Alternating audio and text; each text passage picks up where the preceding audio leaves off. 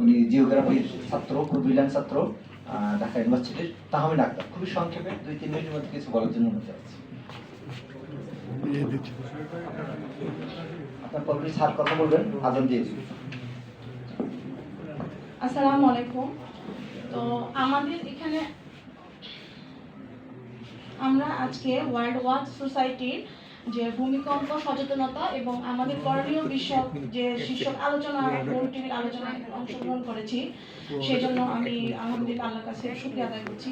তো আসলে আমাদের যে সচেতনতা, সেখান থেকেই আমি বলতে চাই যে আসলে আমরা বাংলাদেশিরা আসলে আমরা ভূমিকম্প সম্পর্কে সচেতন না।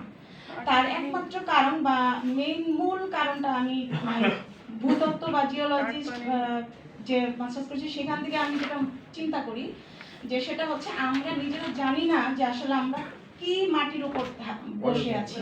আমাদের যে মাটির নিচে যে সেডিমেন্টারি রকগুলা, সেগুলা কিন্তু খুব সফট, এগুলা ভূমিকম্প বা এগুলা সহনশীল না।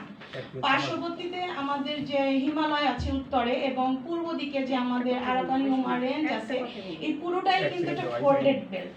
ফোল্ডেড তখনই হয় যখন এখানে কনভার্জেন্ট বাউন্ডারি আছে, এখানে আমরা স্যারের কাছ থেকে জেনেছি যে, এবং এখানে খুব সফট রকটা থাকে এবং এখানে কিন্তু সবসময়ই যে শুধু ফোল্ড হয় না, শুধু ভাঁজ হয় না, আমাদের যে পাহাড়গুলো এগুলো ভাঁজ আছে, যার ভিতর থেকে আমরা আমাদের মূল্যবান খনিজ সম্পদ, গ্যাস এগুলা পাই, কিন্তু এগুলা কিন্তু আমাদের জন্য একটা আপদও বটে।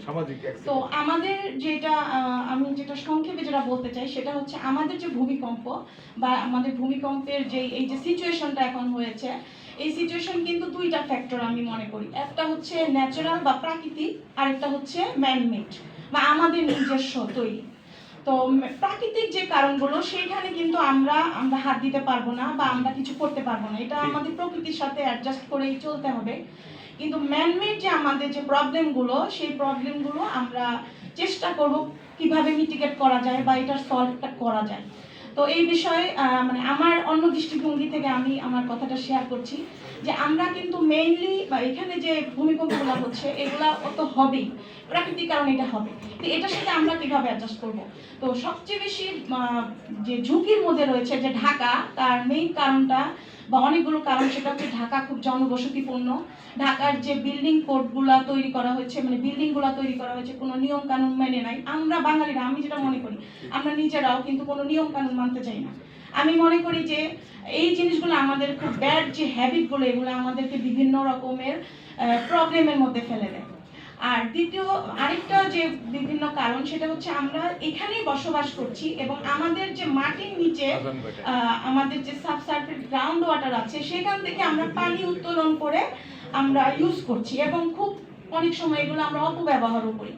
তো যাই হোক, এই যে সাবসারফেস ওয়াটারগুলো তুলে ফেলার কারণে এই আমাদের যে ওয়াটারটা, পানিটা আমাদেরকে যে এক্সট্রা যে প্রেশারটা আমাদের বিল্ডিংয়ে বা আমাদের মাটির যেটা নিতে পারতো, এই পানিগুলো তুলে ফেলার কারণে যে আমাদের গ্রাউন্ড ওয়াটার নিচে মানে লেভেলগুলো নিচে নেমে গেছে, যার কারণে সে কিন্তু সেই প্রেশারটা মানে ইয়ে করতে পারে না, নিতে পারে না, যার ফলে এখানে কিন্তু খুব সহজেই সাবডাকশন মানে ল্যান্ডস্লাইড বা এক ধরনের মানে ভূমিধস টাইপের হওয়ার কথা।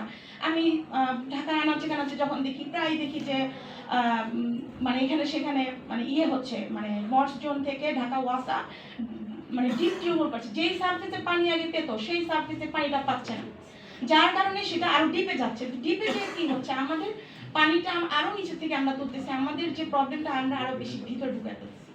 তো প্রবলেম শুধু বললে হবে না, এটা সমাধানটাও বলতে হবে।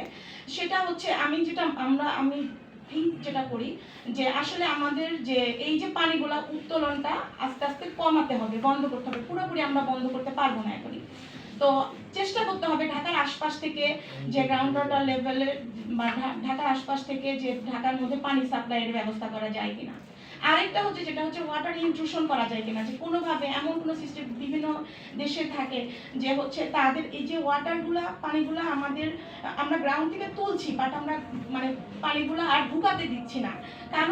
আরো আমরা সুন্দর সুন্দর বিল্ডিং তৈরি করতেছি, রাস্তাঘাট তৈরি করতেছি। তো যার কারণে এইটা ঢুকছে না, এই ব্যবস্থাটা একটু আমার মনে হয় মানে ভালো করে করা উচিত। তো আমার আরো কথা ছিল, তো সেটা আর বলছি না। তো লাস্টে আমি বলবো, আমি তো দোয়া করি সবসময়, আমি সবাইকে, আমার সবচেয়ে বেশি মেইন কথা যে আমাদের আসলে নিজেদের সচেতন হতে হবে, ভয় পেলে চলবে না, এই প্রকৃতির সাথে যুদ্ধ করে আমাদের বাঁচতে হবে এবং তার জন্য প্রস্তুত থাকতে হবে, যে কথা স্যাররা সবাই বলে গেছেন। তো আমি যে দোয়াটা করি আমি সবার সাথে শেয়ার করতে চাই, সেটা হচ্ছে একটা হাদিসের একটা অংশ, যে ওয়া আউযুবি আযামিতিকা আন উবতালা মিন তাহতি, অর্থাৎ আপনার মহত্বের উসিলা আমি আশ্রয় চাই আমার নিজ থেকে এবং হঠাৎ আক্রান্ত হওয়া থেকে, অর্থাৎ ভূমিকম্প এবং এই ধরনের যে মানে প্রাকৃতিক দুর্যোগ সেখান থেকে। তো আমি আশা করি আমরা ইনশাআল্লাহ। ধন্যবাদ। আমরা বুঝতে পারছি আপনার অনেক পরিস্থিতি, কিন্তু সময়টা সংক্ষিপ্ত শর্ট করা কষ্ট হয়ে যাচ্ছে। ধন্যবাদ